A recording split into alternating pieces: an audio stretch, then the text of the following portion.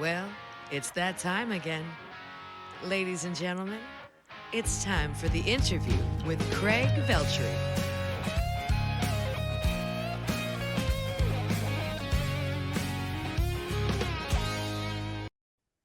Thank you, Megan Pennington. And welcome to the interview. About a year ago last week, we met Ian Keller, a native of Queens, New York, and the mind behind Orphan Prodigy. We featured the lead single Get Away, which I compared to U2's Achtung Baby era with more electronica beats. I said then that he made quite the amalgamation.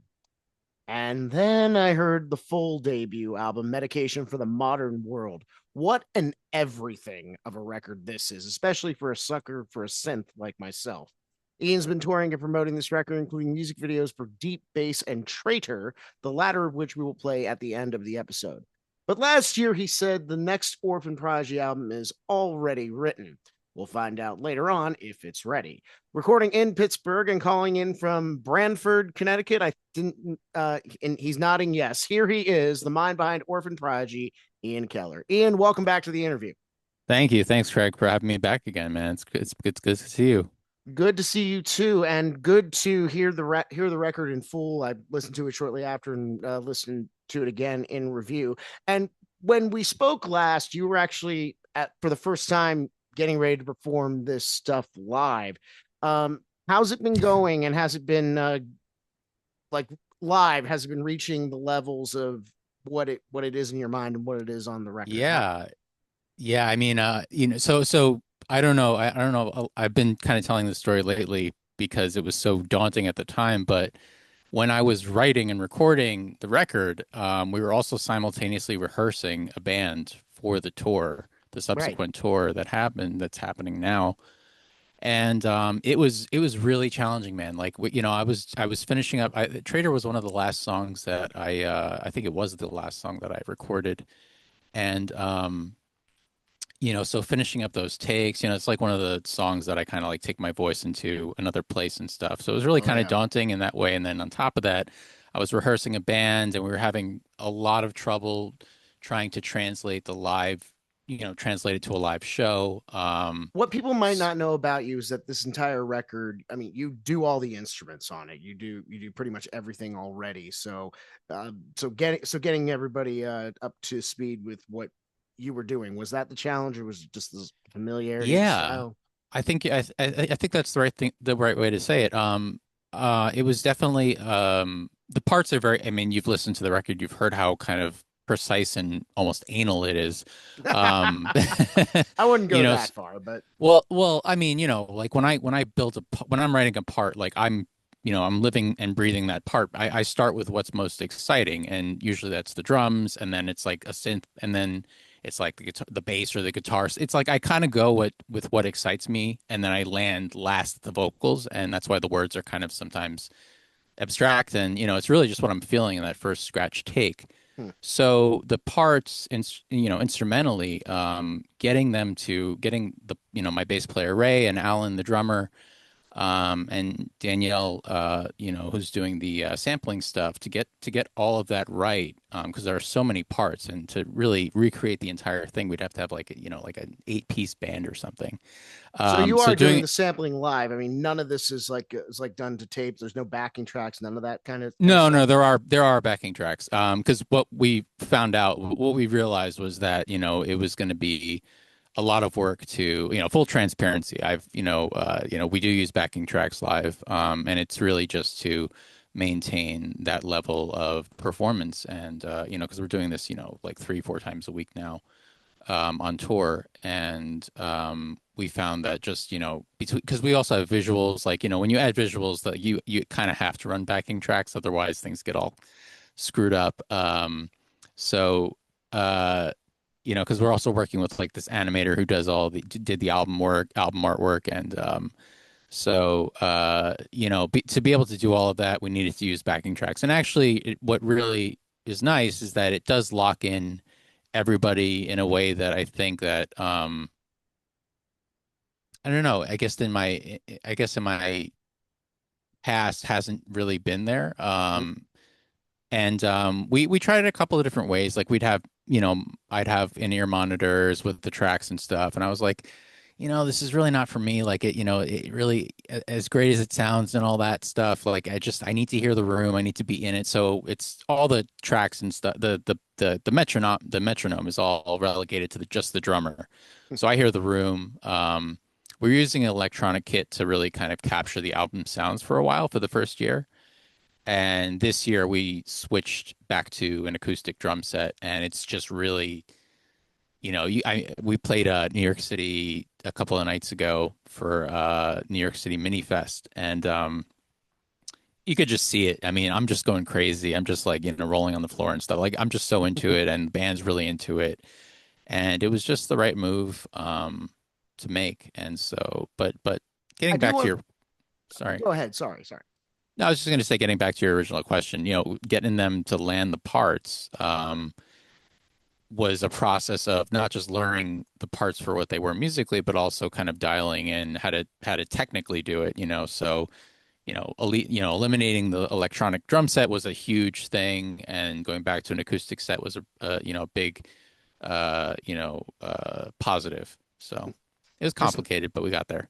Yeah, sometimes a little less space in the van is worth it for the live performance, I would guess. Absolutely. But I want to talk about the music, but let's since we're on the subject of the band, you had mentioned that you were coming out of a band called the Rejects pre-pandemic. Are these from the Rejects, or is this a completely different band? No, this is completely new. Actually, fun fact, the drummer that I'm playing, that Alan, our drummer now, is actually taught my brother drums, like, or attempted to teach my brother drums way back in the day. So he's kind of like this legend in Queens Sounds where like he where I'm. wasn't successful. Well, it's not. It wasn't his fault. It wasn't the teaching. It wasn't the lack of skill or teaching, because he's a phenomenal drummer and a phenomenal player. He's been in the, he's a little older than me. And as is the bass player. They're a bit like underground legendary players in the scene.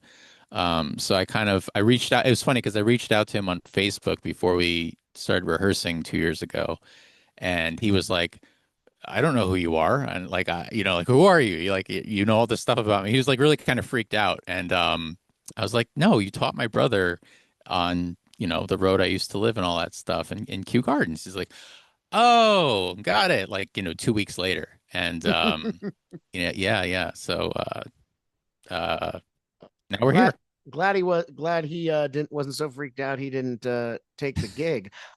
So you're currently on tour. You got a bunch of dates going on, and we'll talk about that in a minute. But I do want to talk about the record itself, Medication for a Modern World.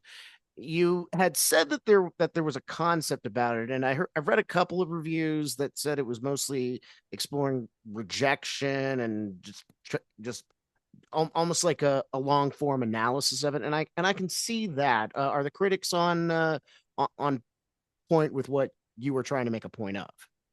Yeah, I mean, it's not like only about rejection, I would say. I think that's kind of like the through line in my own personal life, but get like the opening track Getaways, like I don't like your face. It's like me like making a statement of like, Among the best opening lines I heard all last year. So Well, I think it, like I said, like I mentioned earlier, I mean, like I don't really write lyrics until I'm doing that initial scratch take, the first take when I hear all the instrumentation together. And it's very rare that I make any edits to my lyrics. I like to kind of, that's my way of being pretentious and of, preserving the initial intention, I think. it's a Um, common method. I wouldn't say it's at all pretentious. It's not a method that I use. I'm a singer songwriter through and through. So it begins with the guitar and it begins with the lyric with me. But as far as from a mixing standpoint, what's the first thing you do? You start with the drums. right. And so stands to reason. I wouldn't say it's pretentious, but you were saying about the process. Yeah, I mean, I think, like me saying that first line, I don't like your face, is me like really stepping into this project and being comfortable, now in my 30s to be able to say like, I'm comfortable with who I am. I'm comfortable enough to say that on a record as the opening line. And I think there's something really empowering for me personally about that. And then the rest of the record is all over the place in terms of, themes and ideas and concepts. I So would you say wouldn't that a concept record really is something that has like a narrative throughout. What would you say brings it together to make it a the story of medication for the modern world? me, no, I'm kidding. No, but That then every record's a concept record. So yeah, no, no. See, like I only write in concept record. Every record I've ever done has been a concept album. I So, see. I think with medication, it's really been this kind of like here we are. There's all this technology, and a lot of us are getting lost in kind of like the byproduct of that, like the negative byproducts of that. Um, the world's crazy, there's no denying that. It's how there's a couple of ways to look at it. There's like one, like how we meet technology halfway. I mean, that's kind of been my like my mantra in my personal life is like, always meet halfway with anything you do, or if Mm. there's another party, always meet that party halfway.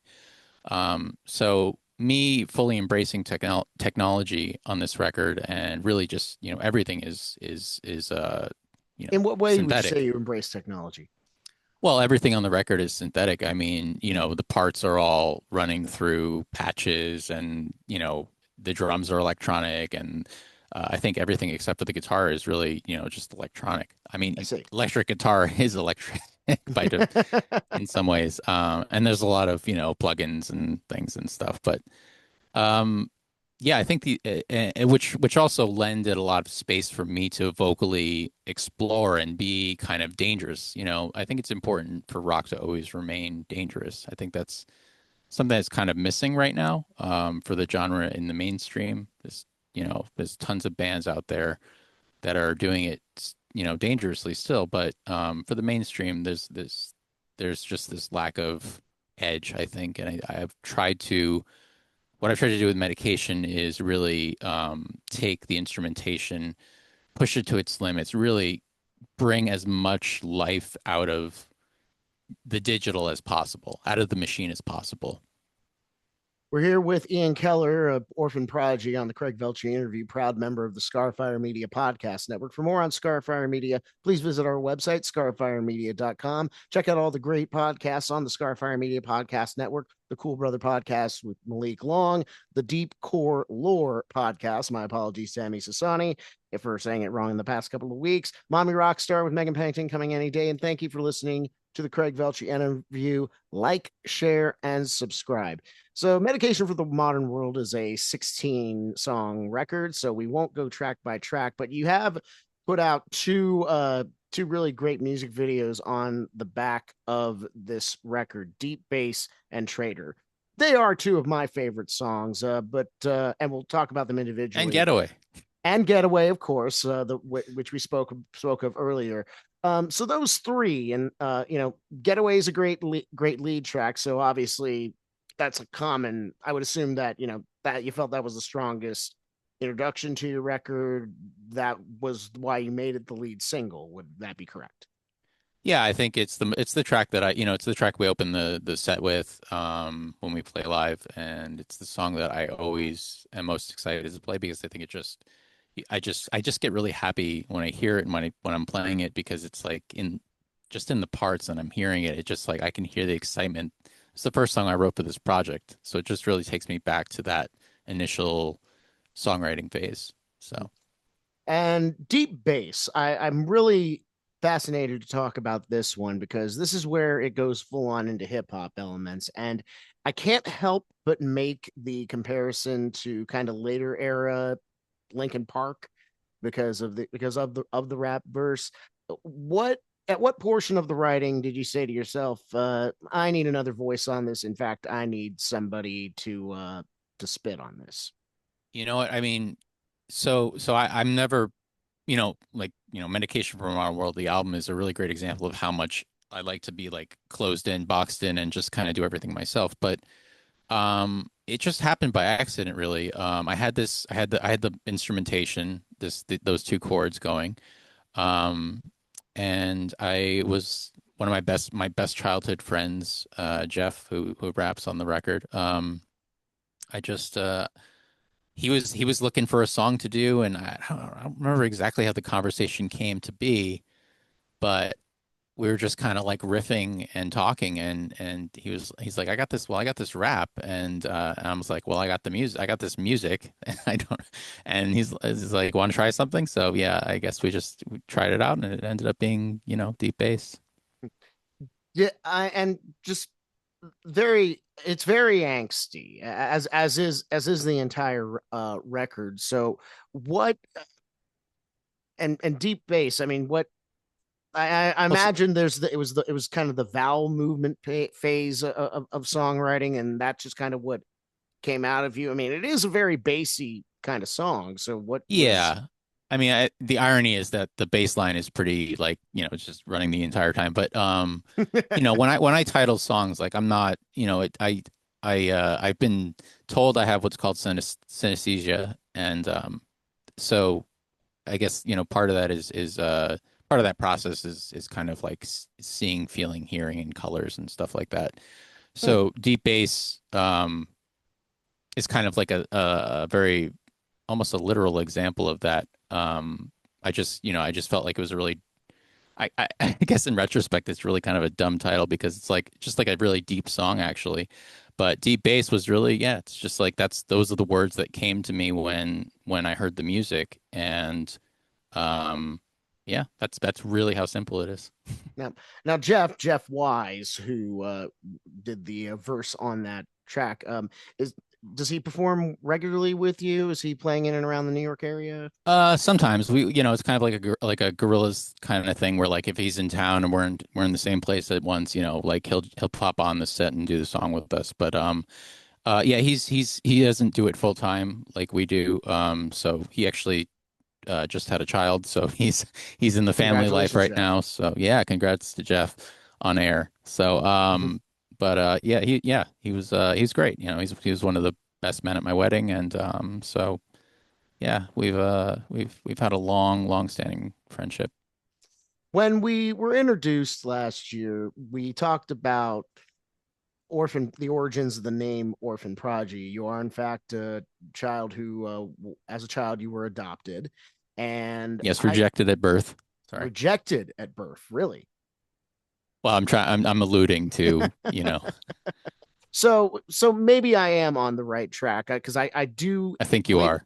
believe it or not, I am not one who likes to be armchair psychologist in this particular vein. But a song like Traitor, a song like that is so angry and just dripping with betrayal and very accusatory. I can't help it. I couldn't help but wonder if that was who is this was being addressed to, your biological parents, perhaps. Would I be on the right track with that? It's very interesting because up until now, because Trader has been like an idea in my head for a very, very, very long time. I have some, demos going back to the Rejects era stuff, but um, I really felt like it was time to bring the song fully to life. And but all that time prior, I had really thought, because it was written, those initial lines were written out of a breakup, a really hard breakup that I went through. And so I really, really thought it was about that. But now, um, having it released, I really do think it's about any type of rejection, and especially the one that's been the through line through my life. The one that's prompted me to want to be seen and, I guess, acknowledged, and maybe prove something to the world that I wasn't, you know, worth abandoning, perhaps. And so I've been really kind of thinking about it in the last couple of days, especially while we have all this time on the road. So Oh yeah. I do think that Trader is, for me, especially about that moment in my life, for sure, more than anything else. I will say that the music video for that song, it's ambiguous enough that it could that you could interpret that for people who haven't, and the video will air in full at the end of this episode. But spoiler alerts for the music video, it depicts you, I believe it's I can recognize at least the top part of your face peeking out of a garbage bag inside of the trunk of a car with an unnamed couple. There's a lot that can be alluded to, but obviously they are responsible for your demise in this video. Where did the concept for this little piece of cinema happen? Yeah, so that was all the director Jonathan Oliveira, who actually coincidentally grew up on my block, and my dad was doing one of my dads was doing a play of his in Kew Gardens, and Jonathan happened to be there, and I happened to be there, and we started. He was like, how's it going? And, like we just started talking about it. I was like, I really, it's coming down to this time where we need the next single to go through. And thinking about doing this song Trader, doing it for Trader, a video. And he's like, yeah, let's talk. And so like I think 2 weeks later, we were just in talks and he was doing his pitch. And for me, like with the Getaway video, it's really just a performance video. And I've never really been thrilled with stories. Like it just bores me with music videos. I know everybody loves that stuff, and it's just not for me. Take me to a movie for a story, but Plug in and play. I get you. yeah, yeah. So I'd rather just see, any band just playing their instruments, even if it's miming, it just gives me that energy. It's like, oh, rock band, yeah. Mhm. But anyway, so Jonathan, I was like, what? I don't want to have anything to do with the story or the input. Just I just want to hear your ideas. And so I gave him total control of that part of it. And he came back to me with this kind of like horror style Bonnie and Clyde thing. And I was like, whoa, I was not expecting that. Let's do it, 100%. And let's do it. And so, yeah, we showed up on the set and like, there's all these lights. It was like the biggest, most professional production we've ever done. And it was like a dream just working with him and his team and doing it. I think we shot it over 2 days in Purchase, New York. And it's actually where it's ironic because it was kind of a full circle moment for me because I attended Purchase for studio composition at the time and ended up not finishing and then went back later. But Yeah.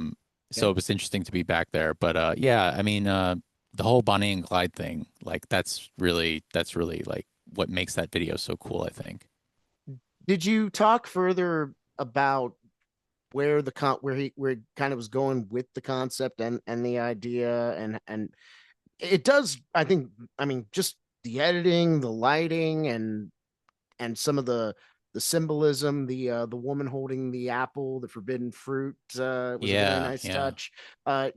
When I mean reading it and seeing how it goes in, I mean how much would you say the director and the concept hits the mark as far as the concept of the song? 110%. I mean, he was hitting visual elements that I didn't even think about. Obviously I was going to like just surprise me, just blow me away. And he did. He really, really came through and blew me away. It also helped that we were both kind of like obsessed with Rene Magritte, the surrealist artist. And so that's kind of where I think that's where there's another Easter egg from one of his works. I'll just tell you, it's right before the first verse hits. There's like this: I'm wearing a mask, and the girl's wearing this cloth thing. Yeah, I And was wondering if that was like yeah, two people getting ready to be hanged or something like that. no, it's actually it's a reference to one of his work, Rene Magritte's works called The Lovers. And if you look that up, it's the exact scene. That's what we're going for. And the apple is another work, I believe. Well, the thing of a record this length, and I would assume that let me ask you this: do you enjoy doing music videos? I enjoy doing, yeah, I mean, I think so.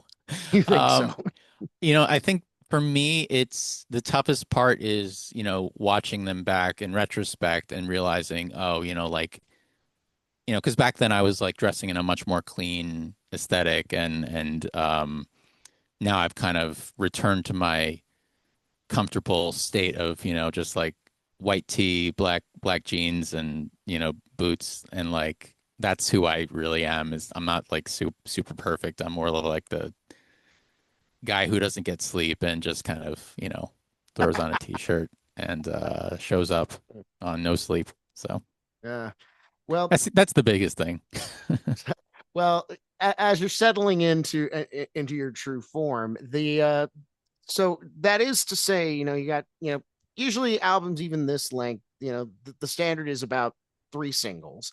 And me personally, and just to, if I can just dive into, one song off the record that I really enjoyed, like Another Planet for Granted was what would be my pick if you were to do another single, because I mean, it is Interesting. probably I mean, it's so funky. It's just such a bouncy bass line, and it really is just kind of kind of gives you, I wouldn't say it's too much of a departure from the sound, but it is just, very, it's all of it's danceable, but this one, it bounces.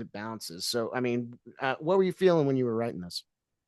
Yeah, that song is the entire the whole foundation of that song is that bass line, and I wrote that bass line with my friend Sam in mind, from the bass player in the Rejects. And every time I see him, I just, that's the feeling I get, that bass line. He's just kind of like this, like, he smokes a lot of weed, and he just, I don't know. It's just, that's just it's hard to describe it. That's the color I see and feel when I see him. So it's kind of born out of that. And then the working title for that song was actually Crazy Messed Up Kid. And then Another Planet for Granted. We need, I was more like, let's do this for real now. But yeah. So yeah. Well, That the album is called Medication for a Modern World. Would you say that this is the diagnosis deep in the record?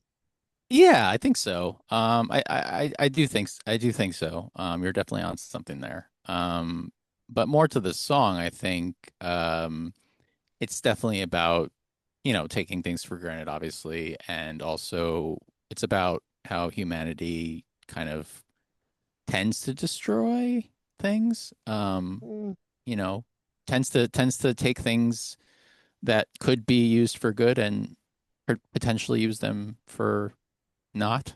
So there's that in there too. And then there's me saying I live two lives. I net two lives, reaping the rewards for, I don't know, I guess being a performer, and then also being like this totally, insecure person at times, because I can be.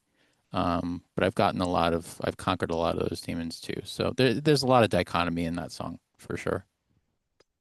so is that to say that you have are we done hearing and seeing promotion for Medication for the Modern World? Not at all. We're gonna drain and suck the life out of this record and drip feed it like a bad DLC release. So what will be the next single? The next single, well, right now we're doing Medication for Modern World. I don't know if we're doing a video. We might just do like a lyric video or something, but I don't know. I honestly don't know. Another Planet for Granted has been a crowd favorite at the shows, and so it's not impossible. There's like three that we're considering, and that's one of them. The other is Vodka Build, and totally left field is like Living in the Act, like the last track. Hmm. So we'll see. Interesting. Well, on this program last year, you already said that the next album is already written. Have you Yeah. gone back into the studio and started tracking it? Yeah, that's mostly finished tracking. It's a very, very different album, and it's How much so? more, well, it's much that well, there's double bass in it. Yeah, so Oh, it's much more like it's much more if you took like metal and you took Orphan Prodigy and they yeah. had a baby, then you'd get something kind of weird. Hmm. I I mean, you make it sound almost like industrial, almost kind of like a Nine Inch Nails kind of vibe, kind of. Yeah, if Nine Inch Nails like went like punk, you know, Hmm. punk and metal, and whatever. People have been calling our genre like gamer rock and like drab rock and stuff. I don't know where these terms come from, but Drab's a little bit I wouldn't say accurate at all, because you think drab is just something that's so, like dusty and musty, and well, that does describe a lot of gamers, doesn't it? But well, I not anymore. I mean, there are some very attractive people that very true. that are streaming and making a good living at it right now. So Yep. Well, in all fairness, but the other a word for it, gamer kind of stuff. Yeah, I could hear this in a soundtrack to a AAA game. But so the way you're going with this next one is, are there lyrics to it? Is there a concept to it? Is there a name to this album? yeah, the name. Well, I can't say the name because it's a working title. But yeah, all I can really say is that it's much more. It's like kind of it's this record, but much more in a dark. It's like it's the real hint, the real indication, I think, for the next record is the last track on Medication for a Modern World. So it's much darker. It's much more dark. It's much more uh, So on you're digging steroids. deeper into the lyrics Yeah, and the yeah. trauma. Oh yeah, oh yeah, yeah. It's very. I mean, there's yeah, absolutely. Well, Without giving away any song titles. yeah. Do you have a time frame of release? So I think we're gonna do this for another year, 2026 into 2027, and probably release the next one hopefully in 2027 That's a healthy some point. schedule, I would say. Yeah. Well, we have a nice way of closing here on the Craig-Veltri interview, as you know, Ian. It is called the No-Kiddin Questionnaire. But since you are a return guest, it's time for the No-Kiddin Questionnaire 2.0. Ian, what sound or noise do you love? Mm. Mm. What sound or noise do I love? ASMR, soft spoken, or just like white noise. We have like a little noise fan, like Mhm. one of those like heater noise like fan things, and I can't sleep without it. So I would say something like that. Yeah, I know some people that you know need the tapes and stuff like that, but a fan or any kind of whirring noise is essential for me to getting any amount of sleep whatsoever. Are you the kind of person also that temperature has to be right, and the has to be the Yes. right kind of mattress? N not the mattress so much as the temperature. I think I need cool. If it's too hot, I start to like, "Nah, that's not right. Like I start to like, you know. Yeah, So yeah, cool for sure. yeah. My ex-wife used to call me the vampire because of how cold I used to have to keep the room sometimes. So I put the AC on in the winter. Do you? yes. I put the windows open on a 40-degree night. So Yeah, yeah. uh, Right there with you. on the other side of the coin, what sound or noise do you hate? Ironically, chewing in person, um, because I can deal with it in the ASMR realm, but not in real life. Hmm. Uh, which meditation tapes are you listening to where somebody is Just like chewing? YouTubers who like do like those eating videos, like or making sandwiches and things. Just like that's a real. I like watching people make food and stuff, and sometimes they'll take a bite, and that's fine. Like it's relaxing. It's all kind of part of, see, concept. It's all a part of a larger Mm, concept, and that works. It's like exactly. the puzzle pieces start to fit, you know. Hmm. But when it's by itself, it's like, We'll talk about food later in the questionnaire, but what is the one song that you are not yet tired of playing, singing, or listening to, and it can't be one of yours? so that's a big cover. Yeah, Okay. Not actually playing, right? yeah. Just all right, Days Go By Men I Trust. That's like it's a whole vibe. Emma Prue is just, just her voice is ethereal in that track. Hmm. I'll have to listen to it. I'm not familiar. Yeah, check it out. Sure. Uh, if reincarnation is real, what animal or organism do you hope to come back as?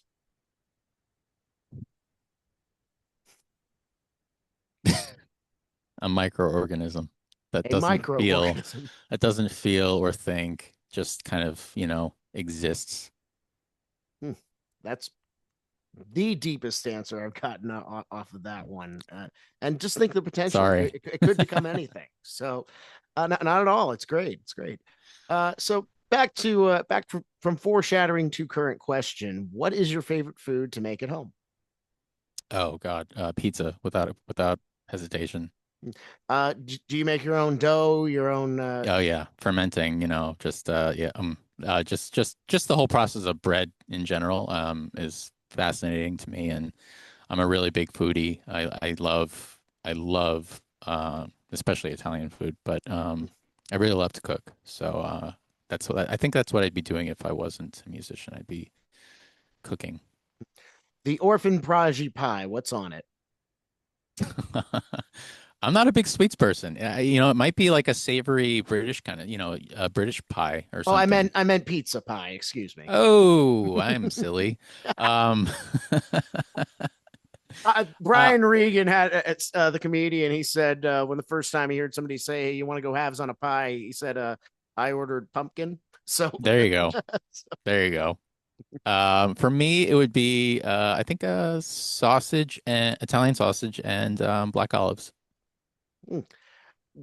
that that'd be like half of the toppings that I would have on mine. But Well, I was gonna say supreme, just go all out, but it's a lot. It's like one or two slices. do But you have a preference on cheese or just mozzarella and mozzarella, it's got to marinara be and that's it? got to be mozzarella, got to be marinara. In Connecticut, it's been very difficult. It's a very different pizza scene in Connecticut. I'm from Queens, being a New Yorker. Um, it's very it was very difficult to adjust, and there's a very unique way they slice their pies, as if it's like kind of finger food. It's like it's not like 8 slices, it's like 17 slices, some odd number of Kind of slices. like Donato's does, no Yeah, crust and exactly, like just Donato's. Yeah. So it's like that. It's just kind of crisscrossed, and who cares? And we're not. It looks like effortless, but there's been like one really great place called Sally's, which Dave Portnoy, I was about to gave. ask you about him with the Yeah. Connecticut connection. So I don't agree with him at all. I think I love him. I love him to death. I think he's just like a fun watch, really great person, Mm. huge personality. But Not my kind of hang, but no, to not each my their kind of hang own. at all. Don't get me wrong. But I think I think he fairly scored the place that I love, which is Sally's a Pizza. I think that's the closest thing as a New Yorker you get to New York pizza. Um, but there's a lot of like sauce things that I don't really go for here. Mm. So Yeah, I'm all for. He's very much a guy who reps his own town as far as pizza is concerned, saying that spot in New Haven has the greatest pizza in the world, and he's been going around the country and doing that. You shake your head, no. And I no. will say this: a couple of the places that I love in Pittsburgh, and I say Pittsburgh is up there with New York City, not just merely as a pizza hub, but a food hub in general. And I think he was spot on with a couple of the places that I tend to frequent. So as a personality, I don't like listening to him. As a critic, he's pretty fair as far as that's concerned. I think. I have to look now because we're going to Pittsburgh at some point this year, and I'd be curious because I'm really curious to try everywhere pizza now, everybody's pizza, and so I'm curious to look up I'll his give you a reviews. list. In fact, let me know the dates you're coming. Yeah, We'll do a couple together. Hell, we can make a that'll kind be of fun as hell. That'll be fun as hell. yeah, do something for your social media Scarfires as well. Yes, That'd be really cool. yes. We'll talk more about that off the air. Ian, what is your favorite curse word? Fuck. It's not a curse word because it's really just punctuation. Like It's I curse a lot. punctuation. It's no, it's verbal. No, honestly, it's verbal punctuation, and I think a lot of people mistake it for, like, old world people, older people mistake it for disrespect, and it's really not. It's really just like, I have a really hard time not cursing, and I'm doing my very best. My yes, my manager is over there trying to tell me it's okay, like stop freaking out, and I'm not freaking out. I'm just kind of like sometimes when sometimes an interview will be like, "Are you stumbling?" or like they'll give me a look like just get to the point. You're meandering. And it's because I'm really trying not to curse, because if I don't curse, like it's just my idea does not translate. So if there is any of that, that's what that is. Okay. Well, I applaud your restraint throughout the interview. I do I've like been making money trying. off of this. I've been trying. I've been fucking trying. I love it. I love it, man. Well, last question of the questionnaire. If you were given the choice between starting life with your current knowledge again at the age of 6 or $10 million, what would you take? Current knowledge at the age of 6. Without hesitation, why? Just the confidence I have now versus the confidence I had at 6 or in my 20s, which was just awful. I wouldn't trade that for anything, man. As long as you believe in yourself. I mean, like, the sky's the limit, really. Well, listening to your music, I can tell anyway that it's a very well earned confidence. So bravo for Thank you, man. every I stride appreciate you that. made.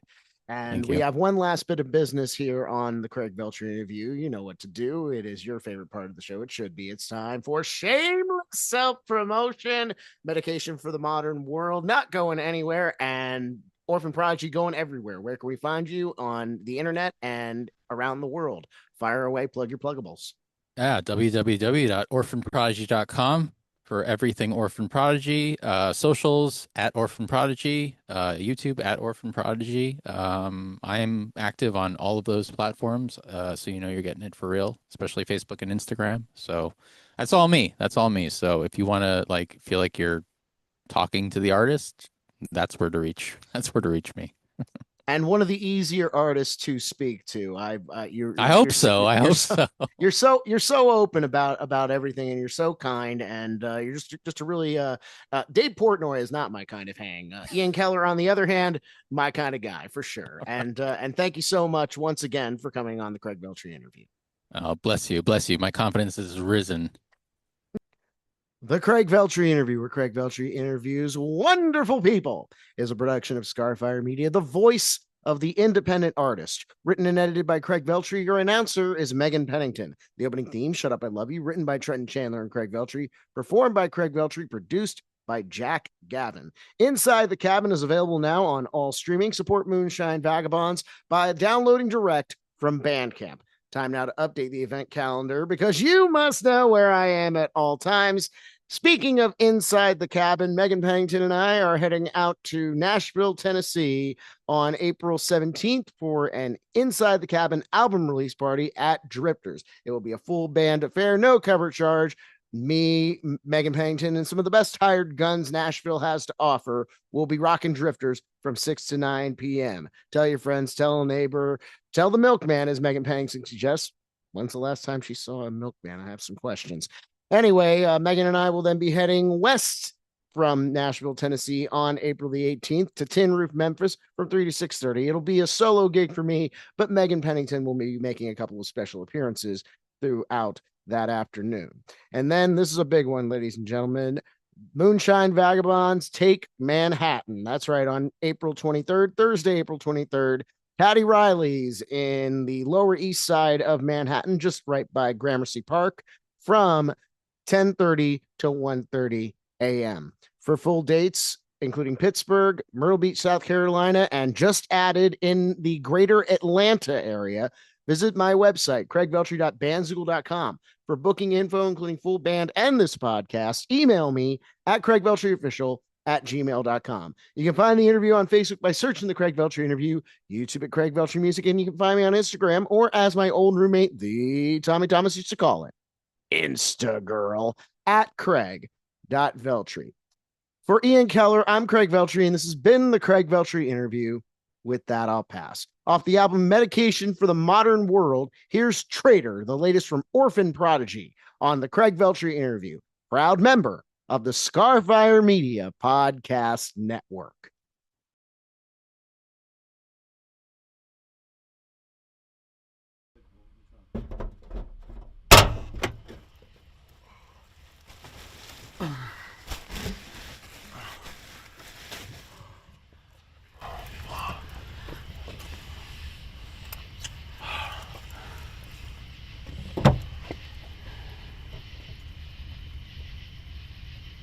Let's go.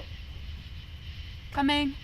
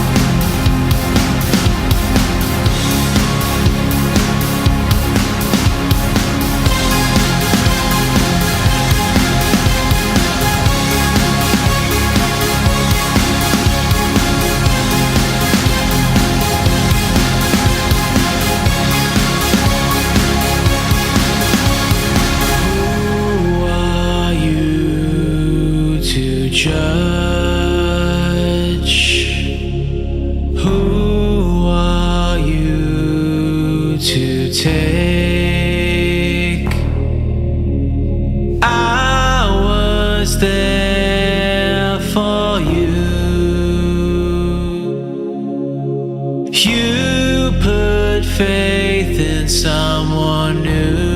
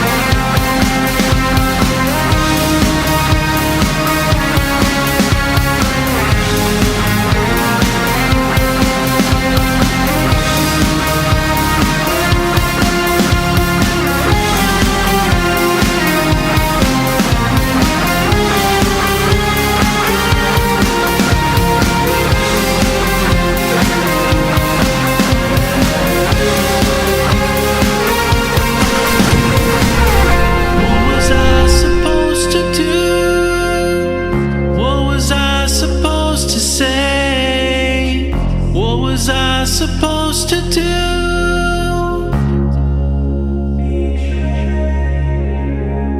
What was I supposed to do?